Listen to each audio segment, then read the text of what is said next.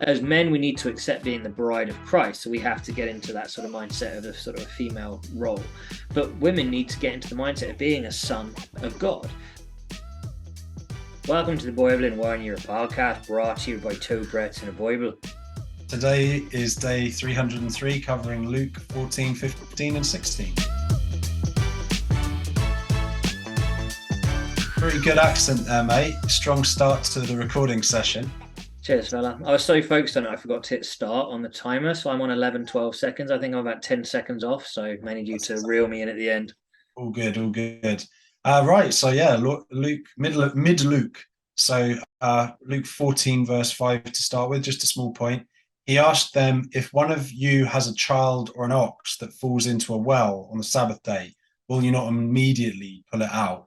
He's talking to the Pharisees, and the Pharisees have been saying to Jesus, stop doing miracles, stop healing people on the Sabbath, you heathen, stop helping humanity. Yeah. And Jesus here is trying to explain to the Pharisees that he sees people as his, like lovingly, right? In the same way you'd look after your child or your ox if it was her, even if it was the Sabbath, and that would be the right thing to do. And I just think, important sort of message again, like as Christians, we can get really caught up in the legalism of things sometimes. And just remember, as we've said lots of times, it's more about heart posture, much more about heart posture. Yeah, very true, fella. That's a strong start. Not bad. My first one was a fairly short one. Sorry, I think you might be just touched before it, but it's same sort of point. It's at the end of what Jesus is saying here, it being in the Pharisees' house, where it's saying, all those who exalt themselves will be humbled, all those who humble themselves will be exalted, which is 14:11. And I love how countercultural that is. So much of what Jesus said went against the culture of the day, but that probably wasn't, I don't know, that may have been countercultural the day. I didn't live at that time. Right. However, today that's super countercultural. Like, hold on, you're saying I'll be exalted if I humble myself? No, I need to big myself up, and that's how I get recognition. And it's like, Right. not on God's kingdom, son. 100%. Actually, my pastor today was talking about how Jesus really brought an upside down kingdom. We don't have really time to discuss it more, but that's exactly right. A lot of it is countercultural, upside down, not what you'd expect. Just a quick one from 14:10. When you're invited, take the lowest place so that your host comes. He will say to you, friend, move up to a better place. Then you'll be honored in the presence of all other guests. So really, it's just adding what you said. It's better to start low and humble and be raised up than to try and push higher than you really are and then be brought low. Yeah, because that's always an honoring thing. If someone's like, "Hold on, buddy, you come sit up here," that's really honoring. As opposed, exactly that the story that he uses there, being like, "Sorry, mate, that one's reserved. Can you just hoik down the line?" Oh. That's much worse. Exactly right. So then Luke 14 verses 13 and 14. When you give a banquet, invite the poor, the crippled, the lame, the blind, and you will be blessed. Although they cannot repay you, you will be repaid at the resurrection. So when you do things, don't aim to do it only for people that can pay you back. That isn't real charity, right? It's easy for us to get caught into that trap of like, oh, I'm doing really good things, but sort of secretly wanting it to be that you're getting rewarded or getting recognized or whatever, right? But the truth is well, it's like when Jesus says, don't let your left hand know what your right hand's doing, sort of thing, right? Sure. True charity, you should be doing expecting nothing in return. And I think all of us could probably do better with reminding ourselves of that. Certainly I could sometimes. Exactly. Absolutely. It sort of reminds me of I think we discussed it before, the Friends episode, haven't we? Where the selfless good trying deeds. to prove there is no selfless good deeds. So sounds a bit like that, really. And that sort of fits in with this whole the parable of the great banquet as it's listed on here, which is 14 verses 15 through to like 23, 24. And it's the idea of someone's throwing a great banquet. He gets a bunch of responses saying, "Oh yeah, sorry, I can't make it." One saying, "Oh, I've just bought a field, I have to go and see it." Another saying, "Oh, I've just bought some oxen, I need to go try them out." Some saying, "Oh, I've just got married, oh, I can't come."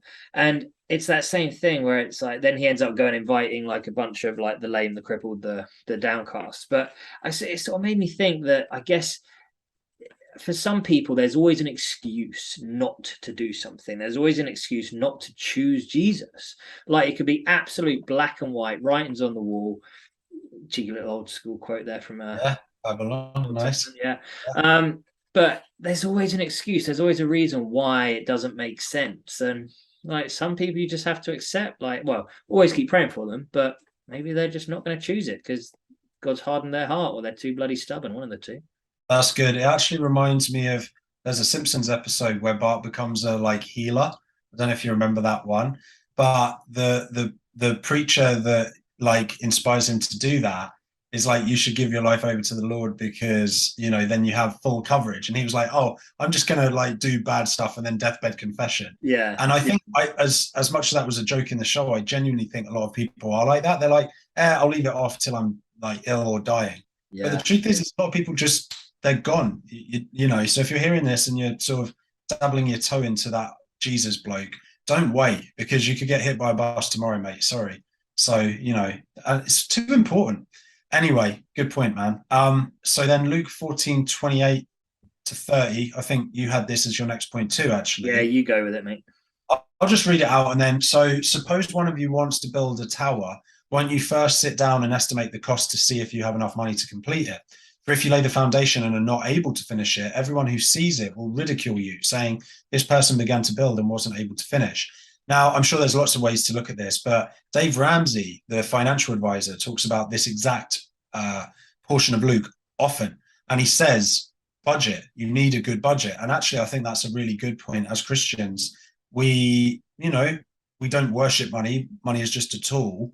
But at the same time, be wise with your money, utilize it properly, budget it, plan it out, and that goes beyond just tithing. Also goes into like how you plan building your house, upgrading your house, kids' education, college funds, whatever. Very true. My point on that was just that's not necessarily the case in Uganda, because the amount of people that would put up the walls of a house and they'd run out of money, so they couldn't do the roof. So they'd have but it's almost a sign of, well, I have the money, I have this property, this is my house, I just need to finish it.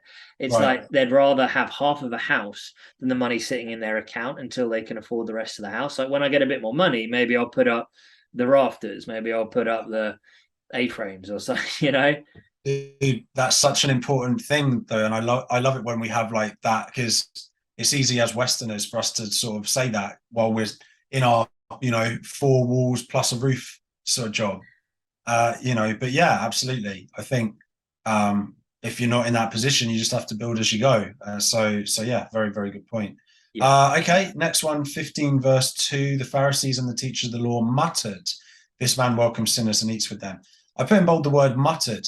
So they're still scared of Jesus and his authority, which is why they're muttering to each other rather than saying it out loud, knowing if they say it out loud, likely Jesus will just humiliate them like he has 50 or 100 times before, right? Yeah. So again, I just love little moments like that sometimes, just little things. Totally fair.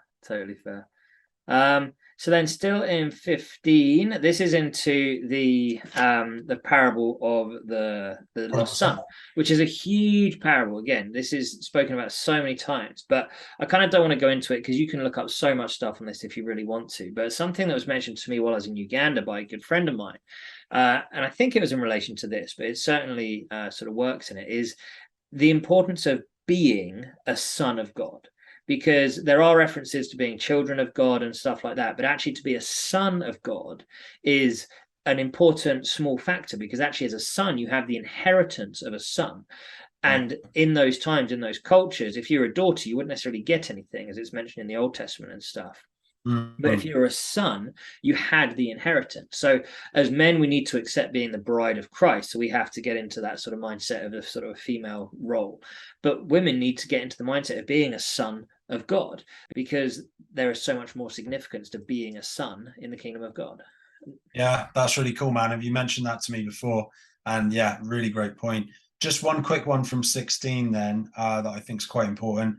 Use worldly wealth to gain friends for yourselves, so that when it is gone, you will be welcomed into eternal dwellings. Luke 16, verse 9. Yeah. So we've talked a lot about money, budgeting, planning, all that stuff in this episode, actually. But just at the core, just remember to use your money for good and for building relationships, because you can't take it with you anyway.